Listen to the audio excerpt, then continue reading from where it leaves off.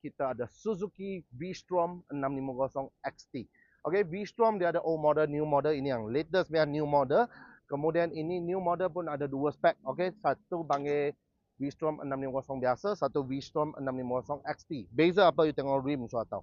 Okey, kalau yang biasa dia pakai sport rim. Kalau yang mahal punya dia pakai rim jejari. Okey, tubeless punya tayar. Okey, jejari punya. Motor ni tahun 2018. Okey, you market tengok masih mau jual 30,000, 32,000. Sekarang kita jual main murah. 27,800 yang high spec punya XT version.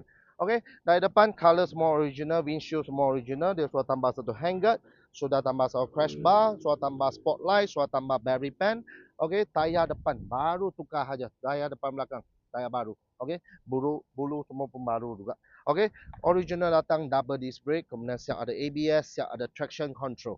Okey, kemudian motor ni V-twin punya engine 650cc. V-twin punya engine 650cc. Motor ni 71 horsepower. Okey, top speed lebih kurang 180 km/h. Kemudian dia punya exhaust masih standard. Sudah letak satu jaring seat, kemudian sudah tambah 3 biji aluminium box. Okey, 3 box semua sudah siap. Ekor belakang semua standard lagi, kemudian dia punya tayar belakang pun tayar baru. Okey, depan belakang tayar baru. So tukar, beli pakai saja. Okey, kemudian sebelah sini semua standard. Ini tangki semua color original, tapi ada titik-titik lah, so lama sikit. Ini motor sudah 8 tahun. Okey, ada titik-titik hitam sikit lah. Okey, tahun 2018 my race sekarang sudah jalan 82,000. Okey, 82,000 km. Jom kita start tengok ni. Suzuki V-Strom 650 XT.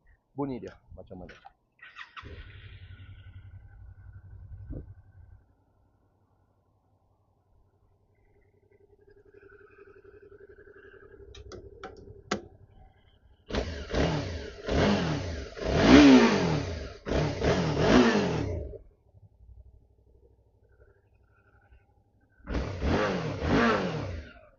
Okey, Suzuki V-Strom duduk pun selesa. Okey, ini motor main comfort dan V-twin 650, maintenance servicing pun main murah.